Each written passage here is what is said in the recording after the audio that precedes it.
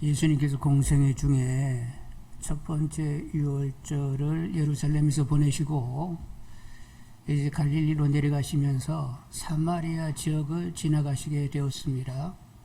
그러다가 수가라는 동네에 들르시게 되었던 거지요.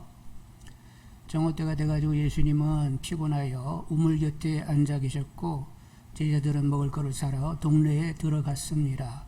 그때 한 여인이 물을 기르러 왔어요. 근데 물을 기르는 것은 이른 아침이나 저녁 시간에 물을 대게 이렇게 기르게 되는데 이 여인은 정오 때 물 길러 왔단 말이요. 왜 그러냐면 사람들의 시선을 따갑게 여기면서 피하고자 했던 것입니다. 왜냐하면 이번이 글쎄 남친이 6번째 남친하고 살고 있잖아요. 근데 아무리 어떻게 설명한다 할지라도 이렇게 사실 사람들이 이해하기가 좀 그렇게 쉽지는 않았어요. 그래서 이제 사람 시선이 따가워가지고 정오 시간을 택하여 나왔는데 글쎄 우물 곁에 어떤 남자가 있는데 물을 좀 달라고 얘기하는 거 보니까 이 말투하고 행색이 사마리아 사람이 아니요. 희한하다. 그리고 이제 되게 유대 남자들은 사마리아 여인에게 이렇게 물을 달라고 말을 건네는 일이 없습니다. 아예 유대 사람들은 사마리아 사람하고 상종치 않으려고 하기 때문에 이렇게 말을 걸어오는 걸 볼 때 이례적이다 이런 생각이 들었어요. 왜 유대인들이 그렇게 사마리아 사람들하고 상종을 하지 않으려고 했어요? 여러분 솔로몬 이후에 남북으로 이스라엘이 갈리게 되는데 북쪽 이스라엘이 사마리아 지역이고 남쪽 이제 유다가 있잖아요. 근데 북쪽은 아수르에 망해가지고 이제 아수르에 망하게 되는데 그 아수르 정책은 사람을 섞는 것입니다. 그래서 사마리아 지역에 있는 사람들은 밖으로 빼고 타 민족을 그곳에 와서 살게 했어요. 그러니까 그곳에 남아있던 사마리아 사람들이 다른 여타의 민족하고 섞이다 보니까 피가 섞이면서 말투도 이제는 섞이고 그래서 시간이 오래되게 되니까 약간 피도 그렇고 말투도 그렇고 이런 풍속도 많이 달라지게 되었단 말이요. 근데 남쪽 유대 사람들은 이제 그들도 하나님을 제대로 섬기지 못해가지고 바벨론 포로로 끌려갔는데 끌려갔다가 그 후손들이 그대로 돌아오면서 피가 섞이지 않았습니다. 이렇게 되다 보니까 남쪽 유대인들이 피 섞인 사마리아 사람들을 볼 때에 저것들은 개여 피가 완전히 섞이고 하나님도 섬기고 막 우상도 섬기고 정신없는 사람들이야. 이거 상종을 못해. 그래서 이제 상종을 안 하려고 했어요.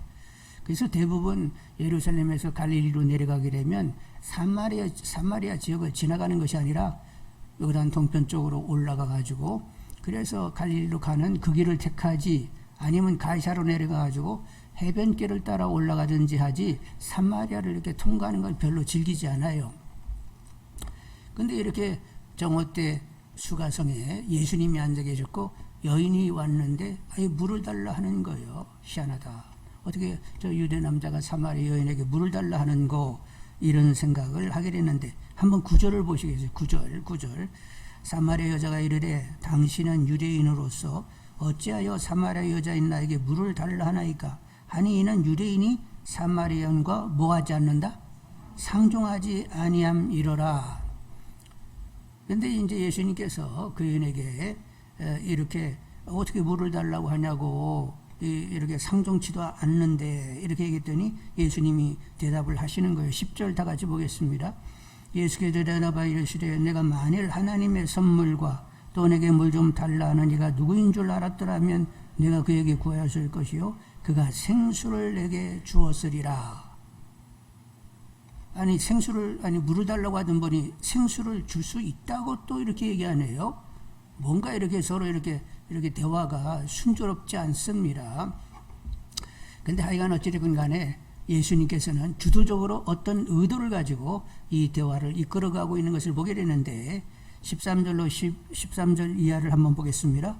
예수께서 대답하여 이르시되 이 물을 마시는 자마다 다시 목마르려니와 내가 주는 물을 마시는 자는 영원히 목마르지 아니하리니 내가 주는 물은 그 속에서 영생하도록 솟아나는 샘물이 되리라.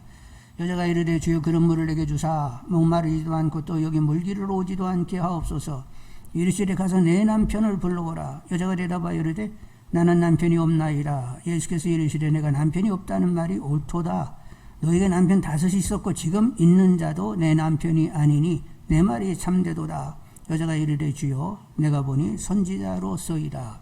이렇게 대화하다 보니까 자기가 뭐 예수님께 뭐 신상을 이렇게 드러내지도 않았는데 어떻게 예수님이 자기 신상을 이렇게 다 털어가지고 알고 계시는지, 아이 선지자 아니요? 하면서 예수님을 보게 되었어요.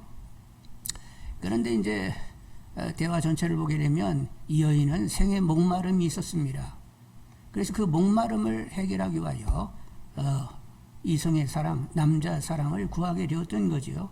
근데 예수님께서 보실 때에 그렇게 그런 사랑 가지고 근본적인 문제 해결, 생의 목마름이 해결되는 것이 아니기 때문에 영원히 해결될 수 있는 답을 지금 주시고자 이렇게 대화를 나누게 되는 거지요.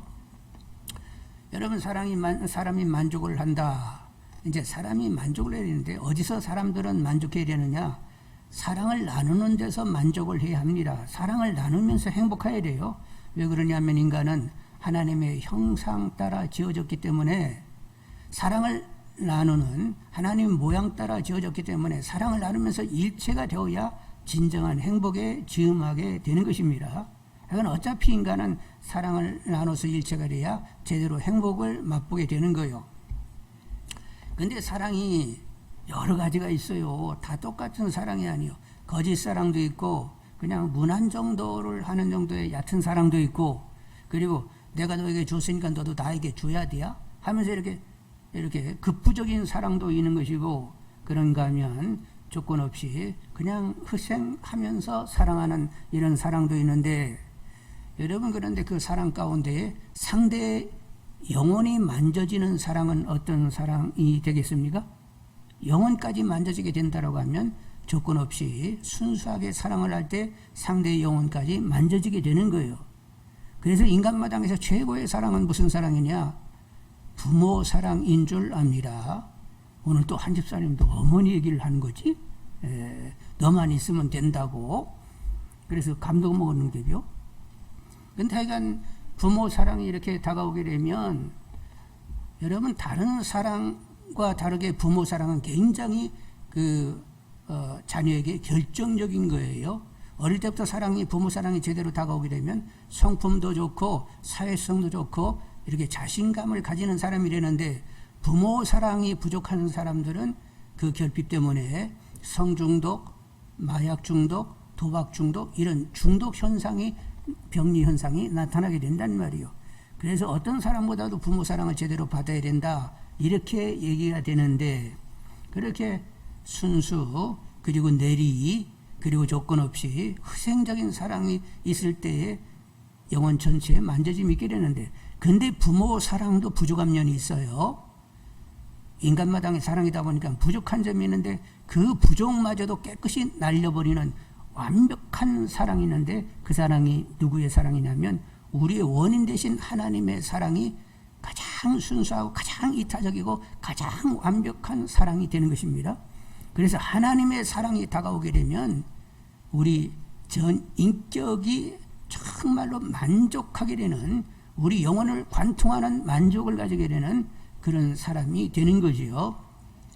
그래서 오늘 예수님께서 그 수가 여인에게 답을 주고자 하는 것은, 하나님을 정말로 전심으로 사랑하는 가운데 하나님으로 진짜 만족하는 행복한 여인이 되기를 원하셔서 이렇게 대화를 나누고 있는 거예요. 그런데 하나님을 전심으로 사랑하는 것을 오늘 예수님이 어떻게 표현하냐면 영과 진리로 예배해야 된다, 이렇게 말씀하고 있는 거지요. 그래서 23절로 24절을 같이 읽습니다. 23절로 24절. 아버지께 참되게 예배하는 자들은 영과 진리로 예배할 때가 오나니 곧 이때라. 아버지께서는 자기에게 이렇게 예배하는 자들을 찾으시느니라. 하나님 영이시니 예배하는 자가 영과 진리로 예배할지니라. 사람들은 생의 목마름이 다 있는 것이고, 그것을 해결하기 위하여 사람들이 이제 방법을 구하게 되는데, 인간 사랑을 하든지 아니면 재물을 모으든지 명예, 학식, 지위, 권세, 아름다움, 취미, 쾌락, 그리고 인기 등을 추구하든지 이렇게 한단 말이에요. 그런데 그것들은 다 거짓이고 일시적이고 그리고는 다 지나고 나면 헛된 것이라고 결정이 나게 되는 거지요. 그래서 주님께서는 영원한 해가 영원히 목마르지 않는 생수로 주겠다고 내내 지금 말씀을 하시는 거예요. 그것은 하나님을 영과 진리로 예배하는 것이다. 이렇게 답을 내셨습니다. 그런데 이런 깨달음을 이미 깨닫고 우리에게 전도서에서 계속 이렇게 우리에게 깨달음을 주고자 하는 한 분이 있는데 그분이 누구냐면 솔로몬이라는 분입니다.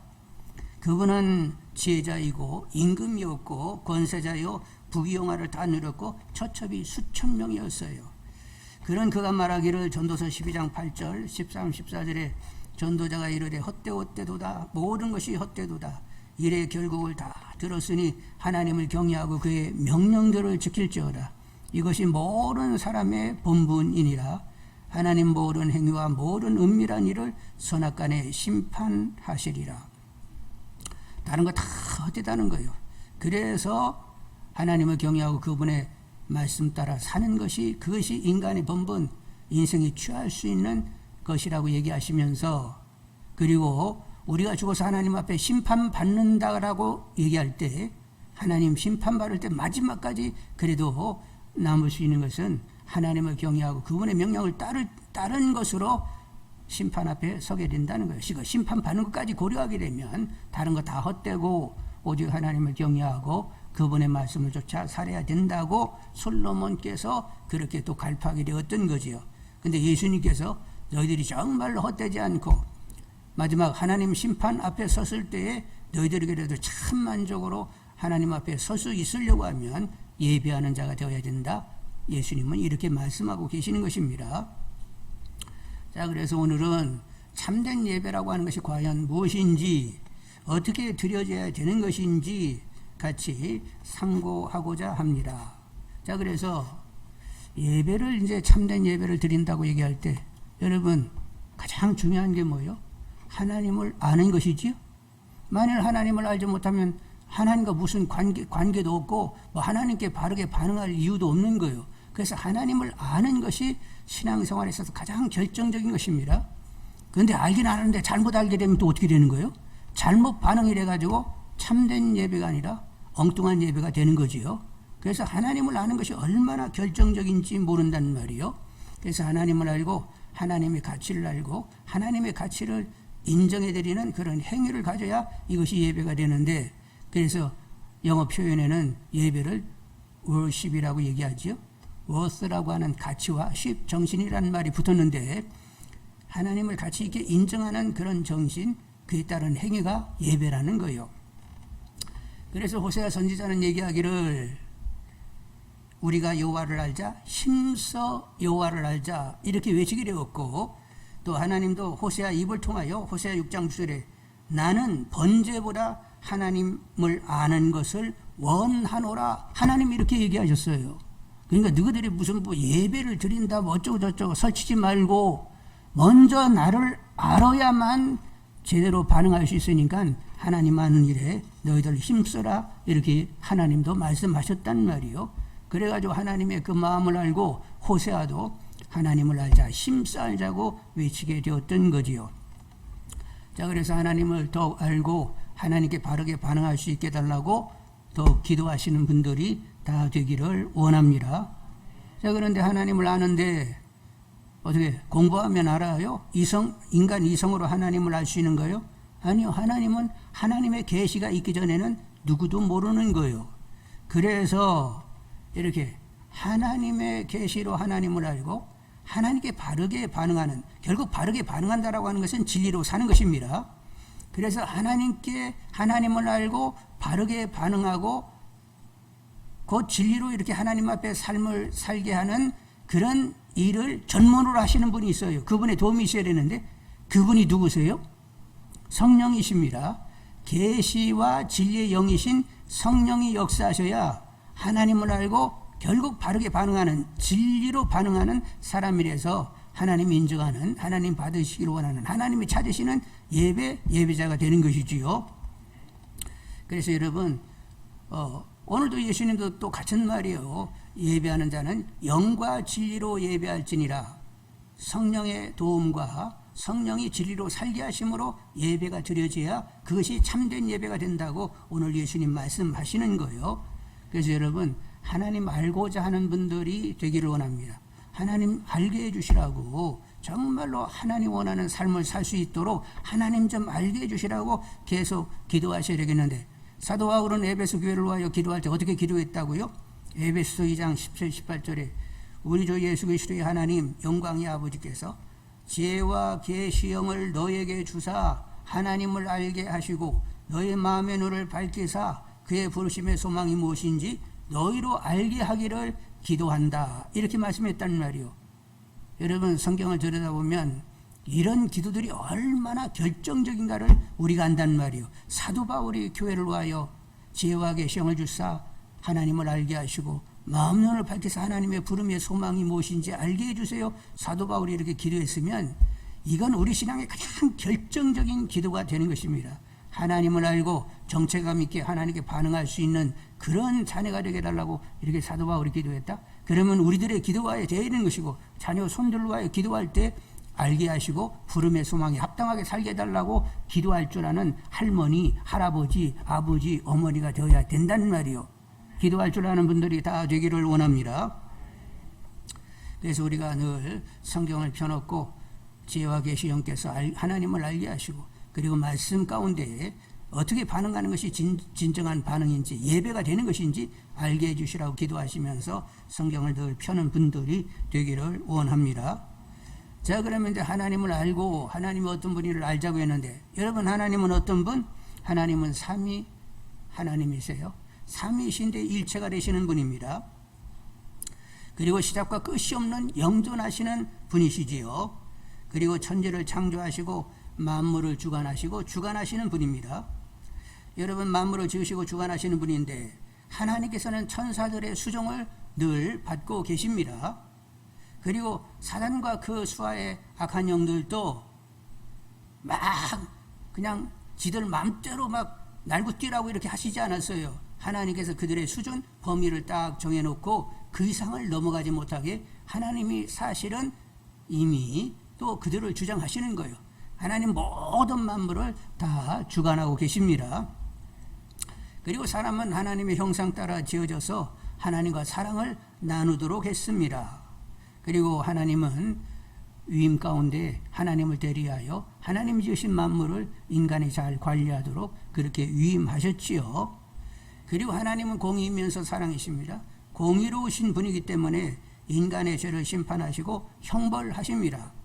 그러나 사랑이시기 때문에 죄를 사하시고 그리고 구원하시고 죄인인 인간을 자녀 삼으시고 영화로운 자녀가 되도록 또 그렇게 수고하시는 분입니다.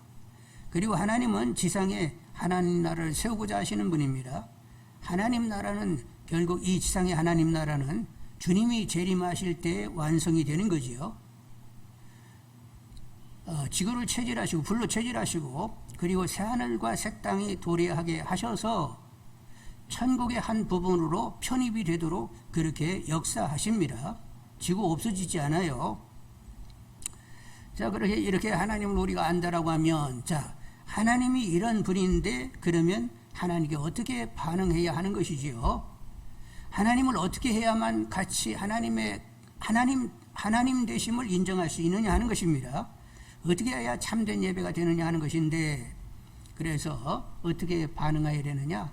일단은 제일 먼저 하나님을 찬미하는 분들이 되셔야 됩니다. 이사야 43장 21절에 이 백성은 내가 나를 위하여 지었나니 나를 찬송하게 하려 함이라. 이스라엘 백성들을 택했는데 뭐하게 하려고 택했다는 거예요? 찬송 부르게 하려고 택하셨다는 거예요. 시편 150편 6절에 호흡 있는 자마다 여호와를 찬양할지어다 할렐루야. 여러분 호흡이 있으세요? 진짜로? 그러면 계속 여러분 찬양을 부르셔야 됩니다. 에베소 1장 5, 6절에 그 기쁘신 뜻대로 우리를 예정하사 예수 그리스도로 말미암아 자기 아들 딸들이 되게 하셨으니 이는 그가 사랑하시는 자 안에서 우리에게 거저 주시는 바 그의 은혜의 영광을 찬송하게 하려는 것이라. 우리를 하나님이 아들 딸 삼아 주셨는데 예수 안에서 거저 주시는 하나님 은혜를 찬송케 하려고 우리를 자녀 삼으셨다는 거예요. 그리고 히브리서 13장 15절에 그러므로 우리는 예수로 말미암아 항상 찬송의 제사를 하나님께 드리자. 이는 그 이름을 증언하는 입술의 열매니라. 여러분 입술이 있긴 있어요? 그럼 여러분 늘 입술의 열매 찬송을 부르는 분들이 되기를 원합니다. 백성이면 호흡이 있으면 자녀가 됐으면 입술이 있으면 하나님을 찬미하라고 했습니다.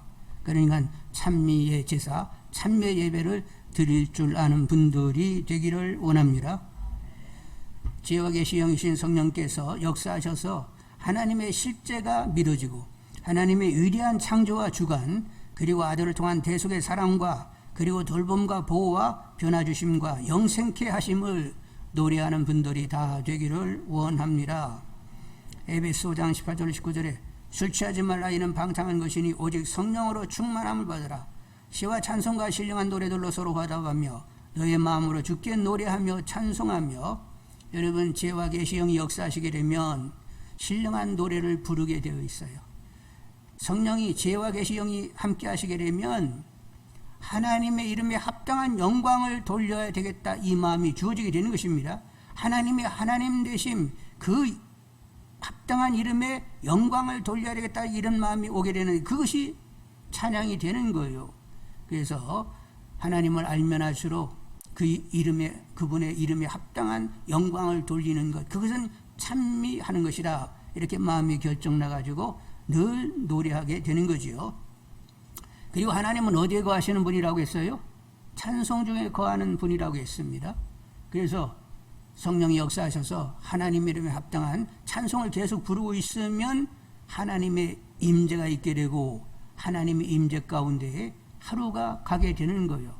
늘 입술에 찬양이 흐르는 분들이 계시길 바라고 하나님의 임재 가운데 여러분 삶이 영이 되는 분들이 되기를 원합니다. 그리고 여러분 일상 가운데도 여러분들 이렇게 노래하면서 임재 가운데 있어야 되는데 여러분 죽을 때 뭐 하다가 죽고 싶으세요? 1번 설거지 하다가요. 아니면 대청소를 한번 확실하게 하고 죽었으면 좋겠어요. 또 뭐 하다가 죽으실라요? 밭에 가지고 막 그냥 풀 뽑다가 가고 싶다. 그럴 수도 있겠지요. 근데 여러분 계속 찬송 부르는 가운데 임재 가운데 천사들이 옹의를 받으며 천국에 입성하시는 분들이 되시기를 주님의 이름으로 축원합니다. 첫째는 찬송이 예배가 되는 것이고 둘째는 회개가 예배가 되는 것입니다. 구약의 제사 중에 속죄제라는 게 있어요. 잘못된 것을 하나님 앞에 가지고 이렇게 사죄하는 속죄제를 드리게 되는데 바로 오늘 우리들이 회개하는 것, 우리가 자백하면 미쁘셔서 다 용서하시는데 이렇게 죄를 자백하는 것 하나님이 그것도 예배로 인정하십니다. 시편 51편 17절에 하나님께서 구하시는 제사는 상한 심령이라. 하나님이 우리에게 요구하는 제사는 뭐라고요? 상한 심령이라. 하나님이여 상하고 통회하는 마음을 주께서 멸시하지 아니하시리다. 여러분 회개하는 것도 예배요. 죄를 가지면 뭐가 막힌다? 기도가 막힌다. 죄를 가지게 되면 어떻게 된다? 하나님과 관계가 소원해지게 된다. 그래서 하여간 빠르게 회개를 해야 되는 거지요. 이사야 59장 1, 2절에 여호와의 손이 짧아 구원하지 못하심도 아니요 귀가 둔하여 듣지 못하심도 아니라 오직 너희 죄악이 너희와 너희 하나님 사이를 갈라놓았고 너희 죄가 그의 얼굴을 가려서 너에게서 듣지 않으시게 하면이라. 하나님이 듣지 못하는 것 귀가 어두워서 늙어서 못 듣는 것이 아니라 죄를 가지게 되면 듣지 못하신다는 거예요. 기도가 막히게 되는 것입니다. 그리고 하나님이 손이 짧아가지고 구원하지 못하는 것도 아니고 죄를 가지게 되면 하나님께서 죄의 문제를 해결하기 전까지는 손을 뻗칠 수가 없다는 거예요. 그래서 여러분 회개할 수 있도록 깊게 통회할 수 있도록 성령이 역사해 주시기를 기도하셔야 됩니다.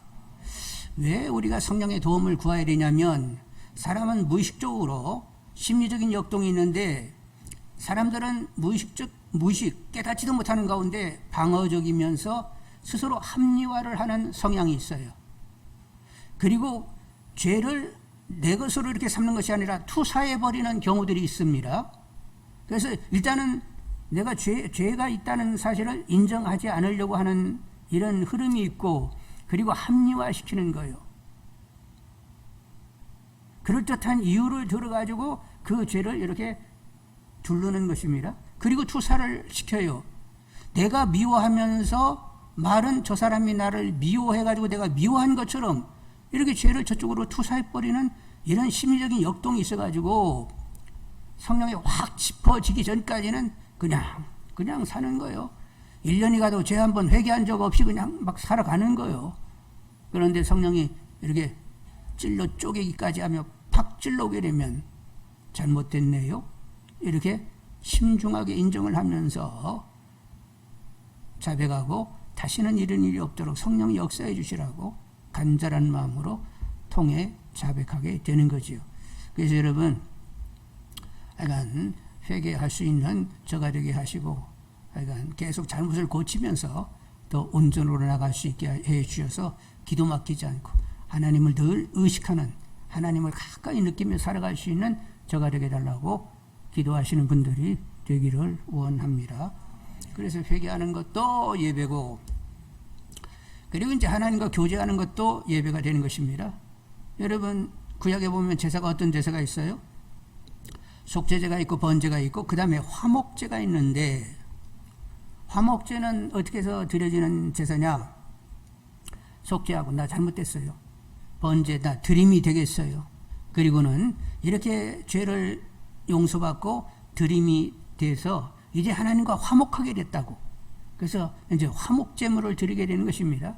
근데 화목제물의 특이는 하나님 앞에서 드린 제물의 일부 고기를 먹게 되고 떡을 떼면서 하나님과 식탁의 교제를 가지는 데 있습니다. 그래서 여러분, 일상 가운데 교제를 가져야 되는데 만나를 먹고 생수를 마시는 분들이 되기를 원합니다. 만나는 하나님 말씀인 것이고, 그리고 생수는 성령이라는 말이요. 그래서 여러분, 경건에 창념하시는 분들이 되기를 원합니다. 말씀 보고 성령을 구하는 일에 열심 내시는 분들이 되어야 되겠어요. 여기 창념한다는 말은 옛날에 그 로마 제국 시대에 경기장에서 검투사들이 서로 이렇게 칼 가지고 막 서로 상대를 찔러 죽기까지 싸우는 거예요. 내가 안 죽으려고 하면 훈련을 그냥 슬슬 해야 돼요. 그냥 고도의 그런 기술을 발휘할 수 있도록 훈련을 더 쌓아야 되는 거예요. 내가 살기 위해서는 하여간 상대의 칼에 찔리지 않기 위해서는 내가 먼저 찔려고 하면 굉장히 엄청난 훈련을 해야 되는 것 아니에요. 그래서 경건에 죽기 살기로 여러분 창념하시는 분들이 되기를 원합니다. 그래서 하나님과 마음통하고 친밀한 관계 가운데 하나님이 누려지는 분들이 되시기를 원합니다. 자, 이렇게 하나님과 교제해야 되겠고, 그리고 이제 여러분 하나님 앞에 선하게 삶을 사셔야 되겠어요. 여러분, 하나님이 말씀하실 때 모든 악은 모양이라도 버리고 오직 선을 취하라고 했습니다. 말만 가지고는 안 되고 행실이 있어야 된다고 했습니다. 그런데 우리가 이제 행실을 가져야 되는데 결국 그것은 말씀으로 사는 것이고, 말씀으로 산다는 것은 말씀이 유기된다는 것인데 은혜와 진리로 사는 것이고, 그 은혜와 진리가 거룩함으로 사는 거예요. 그러니까 여러분, 이제 거룩함으로 삶을 살고자 하는 분들이 되기를 원합니다. 하나님 말씀하신 걸 그대로 지키면 그것이 이제 선이 되는 것이고 거룩함이 되는 것이지요. 여러분, 그런데 우리들이 선하겠다, 이제 선의 내용은 다양한데 우리가 이제 선으로 산다 할 때 이 선이 누구로부터 나오느냐 하는 것을 구별해야 돼요. 심리적인 수준에서 선이 있고 영적인 수준에서 선이 있습니다. 심리적인 수준은 내가 선을 선택하는 거예요. 인정을 받기 위하여 선을 선택하고, 그리고 즐기기 위하여 선을 선택할 수 있습니다. 내가 하는 거예요, 내가. 이건 심리적인 수준인데, 영적인 수준은 성령의 역사 가운데 주님으로 살아 주님이 발현케 하는 선을 행하게 되는 것입니다. 나한테 나오는 건 아니에요. 이것을 구분할 수 있는 분들이 되셔야 돼요.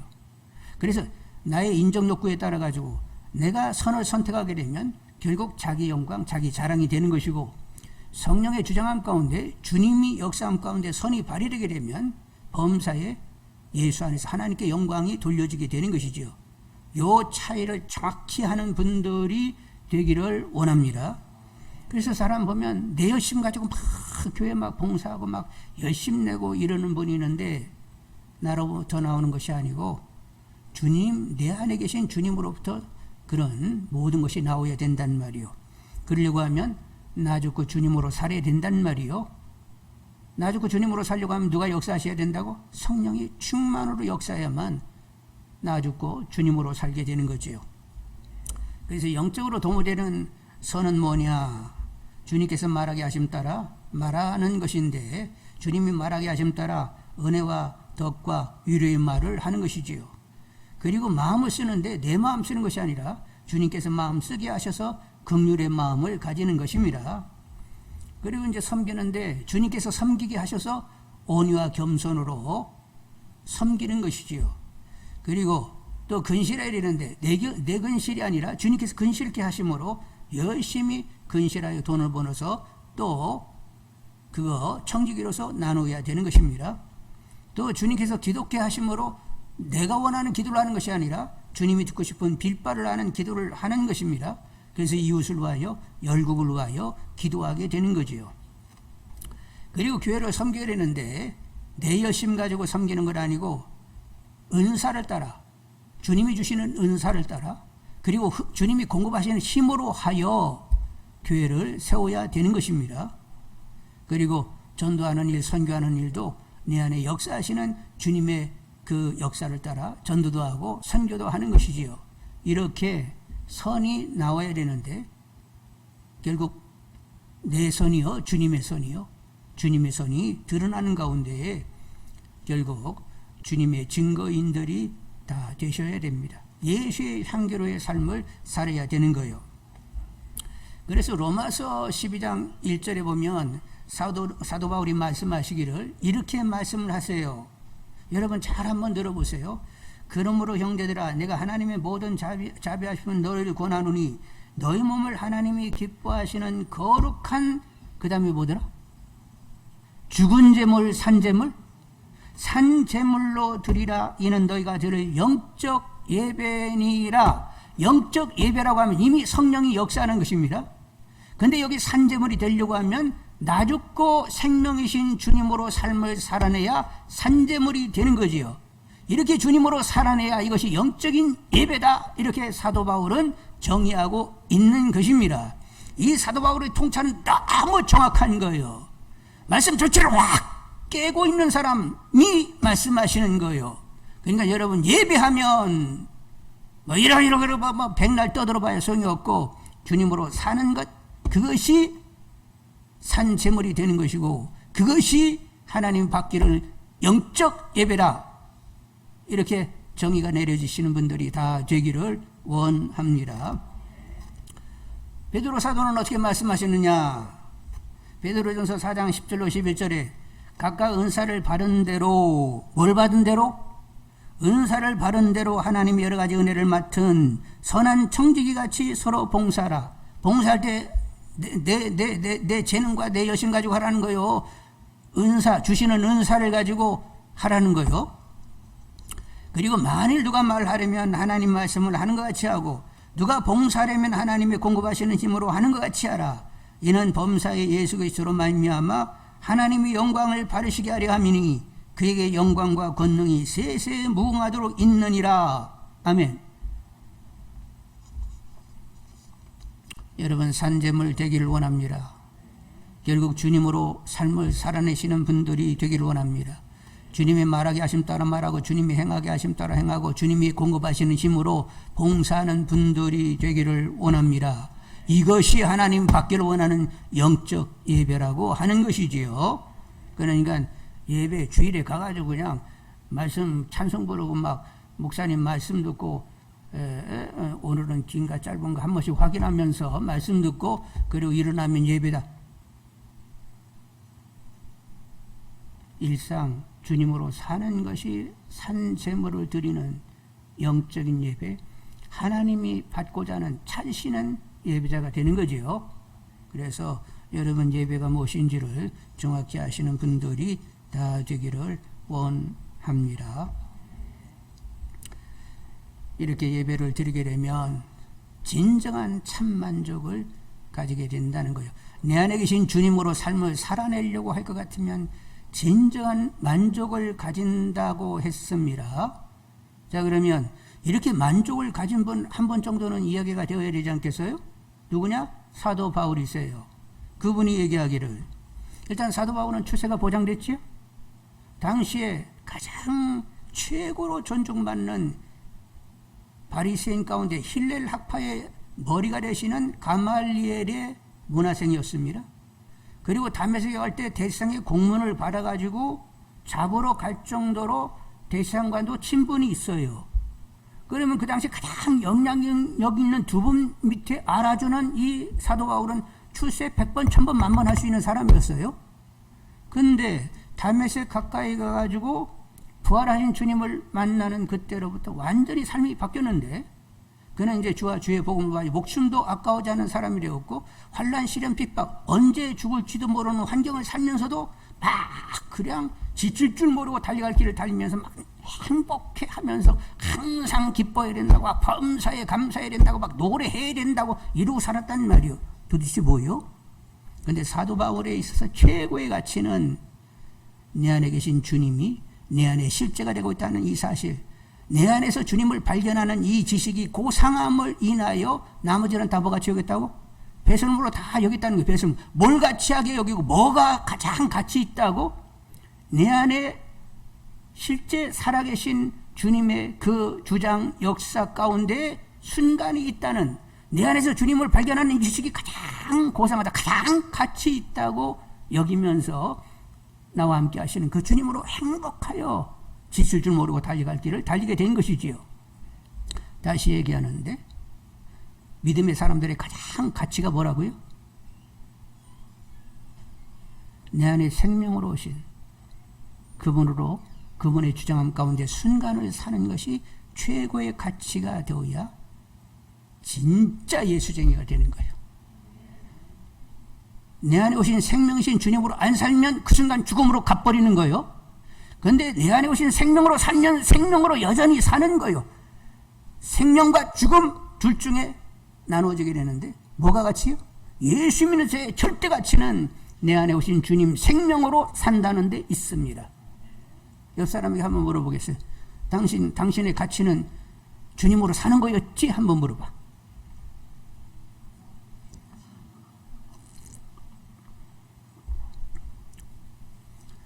복잡하게 막 세상에서 뭘 취해가지고 막 세상을 누리고 막, 영향력을 세상에서 가지고 막 세계 여행도 다니고 막 안 가볼 때 안 가보고 막, 아니 가볼 때 다 가보고 막 이렇게 확 좀 막 세상을 누리면서 막 살다가 가야 그래도 가는 거지. 근데 사도 바울은 출세가 완전히 보장되고 막 누릴 수 있는 사람인데, 세상을 누릴 수 있는 사람인데, 예수를 딱 만나고 나서는 내 안에 실제된 그 주님, 그분을 내 안에서 발견하는 지식이 너무 고상해. 이 경험이 너무 고상해가지고 그것으로 행복한 사람이 되었고, 마지막 목이 잘려 죽는 순간까지도 깨끗이 죽임을 당하면서 천국의 넉넉함으로 들어가게 되었던 거지요. 여러분, 볼 수 있는 분들이 다 되기를 원합니다. 누가 열어주셔야 돼요? 우리는 영적인 소경들이어서 주님이 만져주시고 성령으로 역사해 주셔야, 영혼을 이렇게 열려야 그림이 쫙 그려지면서 내 갈 길이 정확하게 보이게 되는 거예요. 그리고 무엇이 가치 있는지를 알게 되는 것입니다. 그래서 사도 바울이 얘기하는 것처럼 그 가치가 내 가치가 됐으면 하면서 나도 좀 그렇게 살게 좀 해주세요. 이 기도를 열심히 하는 것이지, 아이 그래도 그렇지 세상에서 제가 좀 이렇게 여유 있게 살면 하나님 이름도 높아지는 거 아니에요? 막 설득해. 그리고 막 복을 받았다고 막 간증도 저도 할 수 있는데요. 이러면서 하나님을 설득해내는 이런 사람들이 있는데, 그 사람은 막 성경을 안 봐도 너무 안 본 거예요. 성경을 계속 보면서 깨닫는 사람은 생명, 주님이 생명으로 오셨고 그분이 진리이신데 나는 길이요 진리요 생명이라고 했어요. 진리요 생명이신 주님으로 사는 것, 그렇게 살게 하시는 성령의 도움을 구하면서 그렇게 사는 것, 이것이 영적인 예배고 산제물로 드려진다가 되는 것입니다. 그리고 교회도 어떻게 세워지는 거예요? 나를 부인하고 나의 십자가를 지고 오직 주로 살고자 하는 이 반석 같은 이들로 주님은 당신의 교회를 세우겠다고 했습니다. 그러니까 주님이 세우기를 원하는 교회는 어떤 교회인지도 볼 수 있는 분들이 되기를 원합니다. 주님으로 삶을 살아내고자 하는 사람들로 교회를 세우겠다고 주님 말씀하셔서, 그래야 음부의 권세가 이기지 못하는 교회가 되기 때문에 당신은 그렇게 세우겠다는 거요. 그럼 그러세요 주님. 그럼 그렇게 세우시고 자기를 부인하고 자기 십자가를 지고 주님으로 살아낼 수 있는 저가 좀 되도록 어떻게 좀 한번 좀 만드셔가지고 저를 좀 그렇게 만들어 보세요. 그래서 제대로 저도 산돌되어 머릿돌 대신 예수님의 죽은 돌이 아니라 산돌이래요. 하나님이 임하시는 처소가 되기를 원합니다. 이렇게 기도가 되는 것 아니겠어요? 자, 그래서 가장 중요한 것은 지혜와 계시 영께서 하나님을 알게 하시는 것이고, 알게 되면 바르게 반응하게 되는데 그것이 진리로 사는 거예요. 이렇게 될 때 진정한 예배가 되는 거죠. 그런데 진리로 사는 궁극은 내 안에 오신 진리요 생명이신 주님으로 삶을 살아내는 데 있습니다. 그렇게 되어지기를 다 기도할 수 있는 분들이 되기를 원합니다. 하여간 저 주님으로 살게 해주세요. 생명으로 살게 해주세요. 그래서 정말로 하나님께 진정한 예배자가 되게 하고, 그래서 교회도 이렇게 주님이 원하시는 음부의 권세가 어떻게 해볼 도리가 없는 교회가 좀 되게 해주세요 하고, 이런 빌바를 하는 기도를 드릴 수 있는 분들이 되기를 원합니다. 예수님께서 오늘 수가 동네 가가지고 우물 곁에 앉아 계셨습니다. 그냥 앉아 계신 거 아니었어요. 창세전에 하나님이 계획된 대로 오늘 한 여인과 만나도록 하나님께서 이미 정해놓으셨던 거예요. 그래서 하나님의 시간에 주님은 그 시간에 그곳에 계셔서 이제 그에게 영원히 목마르지 않는 생수를 주시려고 찾아오시게 된 것입니다. 주님은 여러분을 찾고 계십니다. 그분과 대화가 나누어지는 분들이 다 되기를 원합니다. 그리고 생명이신 주님으로 사는 것이 하나님이 받고자 하는 그것이 진정한 영적 예배라고 하는 사실을 분명히 하고 일상 가운데 주님으로 사라지기를 계속 기도하는 분들이 되기를 원합니다. 여러분, 기도 한두 번 했다고요 주님으로 확 사라져요? 아니요. 마지막 죽는 순간까지 기도할 기도의 제목이요, 주님으로 좀 살게 해주시라고, 살게 해주시라고. 그러면 하나님의 뜻으로 기도하면 주님이 다 역사하신다고 했어요. 그래서 기도하는 만큼 점점 주님으로 사라지는 정도가 점점 드러나게 되는 거죠. 그러면서 내 안에 변화가 있다는 것을 본다 안 본다? 아니, 변화가 있잖아. 옛날에는 터무니없이 세상 풍조를 쫓고 막 그냥 세상 재미 따라 막 살고 막 거시기 막 살았는데, 이제는 주님으로 삶을 사는 것이 생명이야. 이렇게 생명이 무엇인지 알고 주님으로 사는, 정말로 주님과 함께 사는 영생의 의미, 영생이라고 하는 것이 무엇인지 이렇게 보여지게 되고, 그리고 나는 이렇게 영생으로 살다가 천국의 문턱을 건너가야 돼.